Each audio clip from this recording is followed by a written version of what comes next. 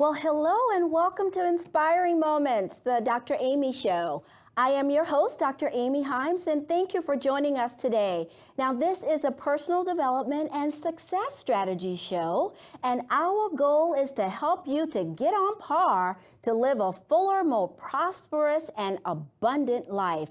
Now, I am a practicing psychologist, an entrepreneur, and success coach, and I specialize in helping individuals to change their mindsets and behavior in order to live the life they truly desire. Now, this show is my way of giving back and sharing with others, and we want you to consider this show as your portal to success.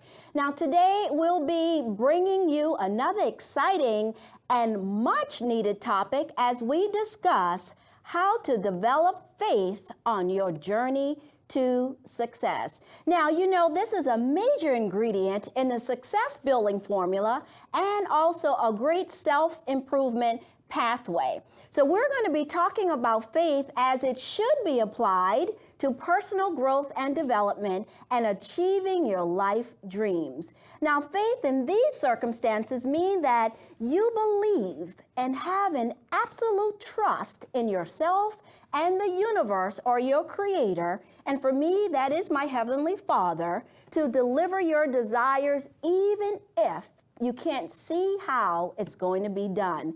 Now, Hebrews 11:1 says, "Now faith is the substance of things hoped for and the evidence of things not seen." Faith is now. It's in the present. It is in this moment. And faith can also be defined as confidence or trust in something, having complete trust in a higher being, having a firm belief in something for which there's no seen proof, yet still having an expectation that what you're hoping for will come to fruition. And of course, that is after you put in the necessary work. So let me just tell you, for me, faith is living bold trust in God's grace and an unwavering belief in His favor. I truly believe that faith is what gives God the opening necessary to pour His favor and blessings into our lives. So let me share a secret with you. Are you listening up? Having faith is necessary. It's a requirement for reaching a high level of success. Faith is one of the greatest powers you can possess because without it, you will not believe that you can actually succeed in anything that takes you out of your comfort zone. Without faith, you will not be able to make significant changes in your life and achieve significant personal growth. So let me tell you, faith is you have to have faith, take action, take away all of the worry, and that then equals change. Faith plus action minus worry equals change. So people have had faith, people who have succeeded great have had faith in a lot of things that they do. Almost all great achievements started with an act of faith and belief. It's that belief that it could be done and a trust that a way would be found somehow. You just need to find a way to sustain your faith through all of the distraction, all of the negativity, and through all of the obstacles and challenges that you will face during the day-to-day realities of life. Once you lose your faith, let me tell you, you will become discouraged, lose your motivation to take action, and lose momentum. And that's why we're talking about this on this show today. This is why it is so very important that you develop the ability to restore your faith whenever it gets weak. Now, let me share with you in the Bible, in 2 Corinthians 6:2, it says, "Now is the time for God's favor." So you have to ask for what you want, have faith that you will receive it, put action behind your desires, and then wait with expectancy that it will manifest. And every morning, what I recommend is every morning you should get up with an attitude that something great is going to happen today. And Ephesians 3:20 says it says that God will do it abundantly, but only if you have faith and believe that it will happen. Your goal should be to develop an unshakable, deep down faith that you will succeed. And this kind of faith will spring from, it usually springs from both your conscious and subconscious minds working in agreement. And then you need to believe and trust that you can do it. Once you develop unwavering faith, you will become unstoppable. So you have to take the first step though, and that is believing in possibilities. I know you can do this. And what we're going to do right now, we're going to take a quick break. And when we come back, I'm going to be joined by a guest, great guest. Her name is Pastor Ivory Bostic of the Tree of Life Worship Center in Springfield, Virginia. And she actually brought a few of her crew, her members with her also. And we're going to tell you exactly how to develop a strong faith so you can achieve your goals in life. And so I'm telling you, get your pen and paper ready and stay tuned so you can get these strategies. And we'll be right back. Well, welcome back to the show. Today we're talking about how to develop faith on your journey to success. And our guest today is Pastor Ivory Bostic of the Tree of Life Worship Center in Springfield, Virginia. And she actually brought along with her one of her members, who is Miss Josie. And she'll tell her exact name. But we want to just talk about faith. So Ivory, and your first name is? Sandra. Sandra, my apologies. Ivory and Sandra, right. Welcome to the show. Thank you for I having am us. so honored to have you here. As I said to you before we aired, a lot of people sometimes feel like faith is something that you only use on Sundays when you're in church. And I know that it's so much more, because just me having an unwavering faith in God has just done so much for me, my career, my personal life, my spiritual life, everything. So I said I had to do a show on this topic just to give some strategies and tips on how to develop faith. So what are your thoughts when you hear that topic, or what are some things that comes to mind that you can actually share with someone? Well, Amy, when we talk about faith relative to success and self-improvement, we need to be conscious of the fact that faith is subjective and it's objective. Okay. When we say subjective, we mean that it's based on a relationship that someone may have with God or someone special or a higher power. Absolutely. And it deals with their moral and spiritual quality. And then when we speak of objectiveness and faith, we're talking about that it doesn't deal with your personal opinions. It has nothing to do with your ideologies, but it has to do with that has been revealed to you. And many times we receive revelation from God, and it is awesome, His awesomeness, and it's incredible. And so faith, when we take it outside of church and just apply it to our lives. The Greek word is pistis. It is primarily a very firm persuasion. It is a conviction by hearing. Yeah. And even in the Bible, the Apostle Paul wrote in Romans 10 and 17 that faith comes by hearing, and hearing by the word of God. So when we're speaking of pistis, we are speaking of that type of belief and truth that you have to know that I can achieve. It is objective now because we're saying that it deals with the law of our human mind. Our human mind and our senses and our ability to know things. Like right now, we're sitting here, Amy, and we have the faith or the pistis to believe that gravity is keeping these seats nailed to the floor. And when we rode here today in the car, we had faith to believe that we weren't going to be floating around in the air, that our cars would be on the ground and moving. So that type of faith is the type that we apply to our lives, that I know that if I study, I know that I can achieve. It is also a terminology that's called crede ut intelligus.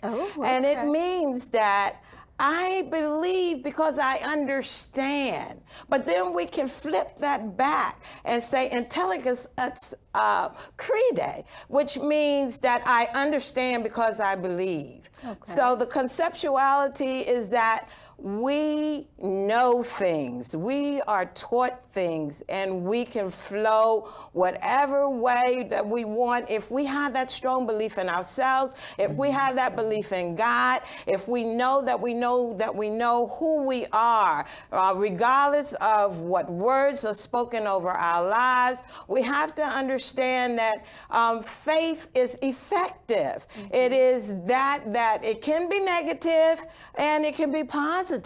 And many times we just look at faith as a positive thing. But Job said in the Bible, that I fear has come upon me. It's when we think, because God said that he has that ability to do for us what we ask or think according to the power that worketh in us. Right. And the Christian is the power of the Holy Spirit. And the natural man is your natural ability to know that I can.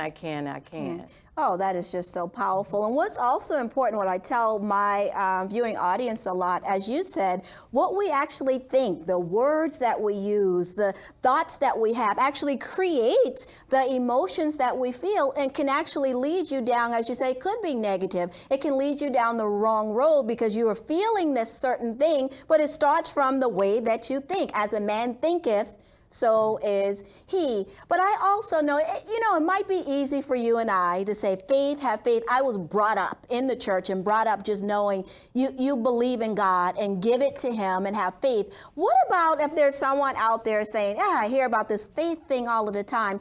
What might be some recommendations? Can you think about anything to tell somebody where to start? Yeah, Jonesy, I'll let you go. Yes. I think a place that a person can start is with themselves. We look at ourselves, we have a natural understanding that we can do.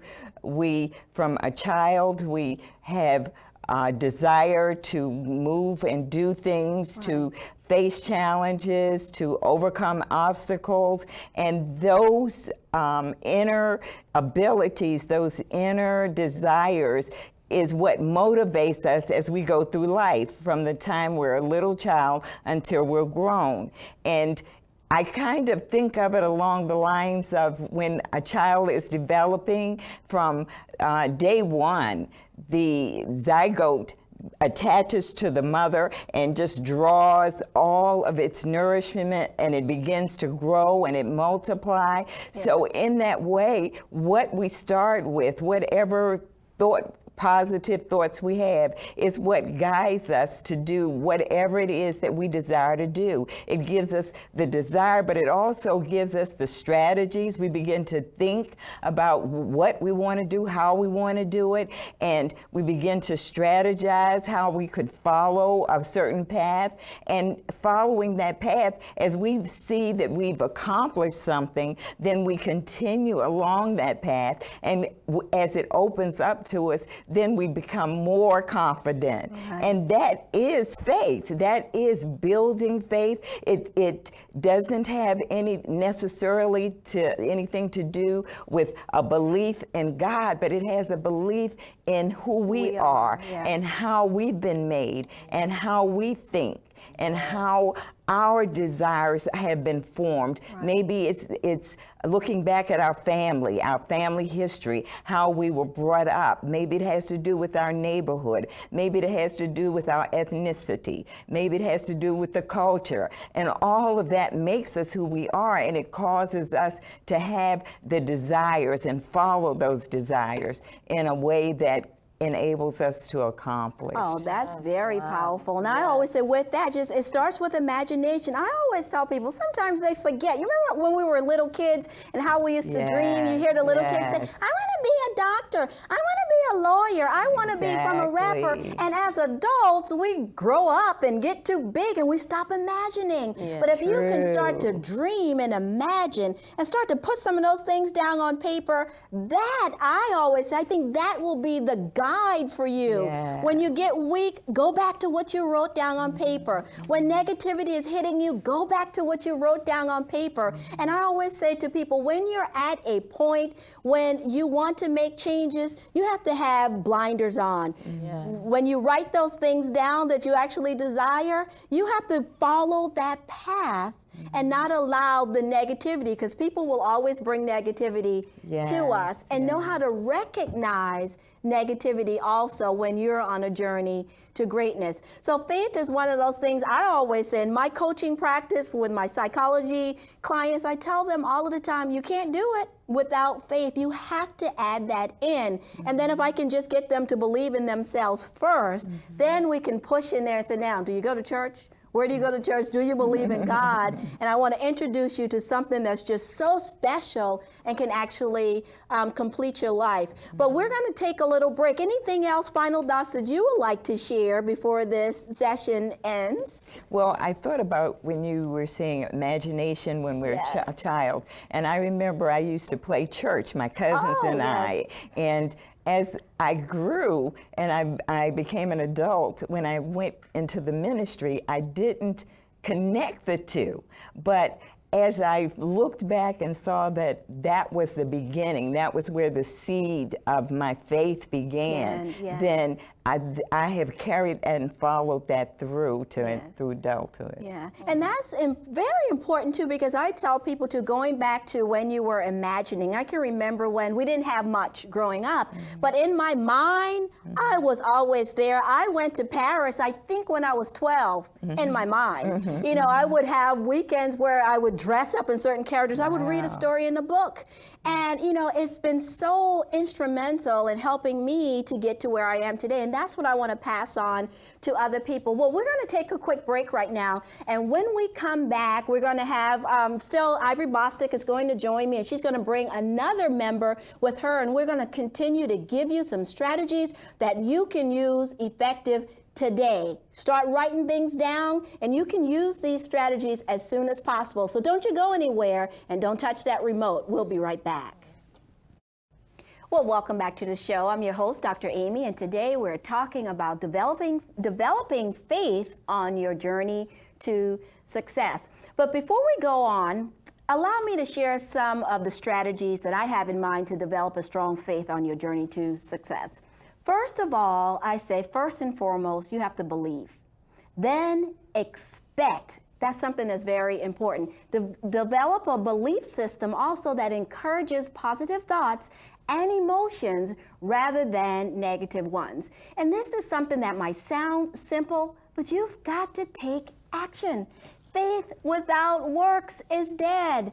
Express your newly formed thoughts through your words, your attitudes, and your behavior. And here's something else that I want to share. Affirm. Faith is affirming your success before it comes. Boldly predict your future and convey an image of success for yourself. If you want to be successful, then start acting and dressing and looking like a successful person. Also, hang around with enlightened people, positive thinkers, people who are about their business. And also, another thing I want to tell you, practice patience. Learn about the art of delayed gratification. Sometimes we get caught up on TV and we just want everything now. But delayed gratification is always good also. And then also I want to tell you to be resilient. Keep moving forward in spite of your challenges. Refuse to accept or believe in defeat. No matter how many setbacks or failure you face, refuse to give up. It's just that simple. Keep taking steps in the right direction. And then finally, my last strategy to you is to learn to hear the word, study the word, and pray for wisdom. And I always say, just let go and let God. So Ivory, come on back in. And also I see that she brought this segment. Now she has Katrina with her. And we want to talk a little bit more about how to develop faith. And I want to give it back to you. And what else do you have in mind that we can actually share with the viewing audience in reference to developing faith? Well, Amy, I would like for the audience to really understand that when we start on life's journey, we have little faith. We talked about the Greek word pistos, which is that strong and persuasive faith, but there's the oligos pistos, and that is little faith. And even Jesus talked to his disciples about, O ye of little faith, having a little faith. So don't despise small beginnings. That encourage yourself along the way. Even the Word of God says, encourage yourself. Take your own hand and just put it over your shoulder and say, I am wonderful. I am beautiful. Kiss the back of your hand and tell yourself, I can make it on this journey to self-improvement and success, because we can do all things through Christ who strengthens us. And one of the things that you said, I think is just so important, and I say all the time, we have to learn to encourage ourselves. Sometimes we give away our power. People are not getting what they want and they wonder why. Well, it's because they're giving away their own power to someone else. They're looking to somebody else to acknowledge them and to tell them they look good. I look in the mirror every day and say, girl, you got it going on, especially on those days when I may not be feeling as well. That's when we need to tell it to ourselves, and also tell it to, as females, say it to other females and encourage each other too. That's very important. The mirror is a good empowerment tool. And I would suggest men and women to take time in the morning or in the night before you go to bed and just look at yourself in the mirror and just say, I am wonderful and fearfully made. And I can do all things through Christ who strengthens me. And I'm going to do this and I'm going to do that. And just start with baby steps, little faith, and apply it to your life, and you will see it increase. Yes, you have to keep just telling yourself to believe it. So let me hear from you. I know there are some things that can actually block our faith. What are some thoughts that you have about that? No, definitely. I think two main components that can truly block one's faith is one, life experiences. I know you mentioned earlier that, through trials and tribulations, other times people may get discouraged and as a result stop speaking those things they desire to have and to become. But I think one of the main things that we can control is ourselves. I think oftentimes we sometimes are our biggest blocks of faith, if that makes sense. That is so God gave us creative power with our mouths, and so we have to be very careful not to speak negative things, even though the circumstance may appear negative. We have to be careful not to speak things that are contrary to what we desire.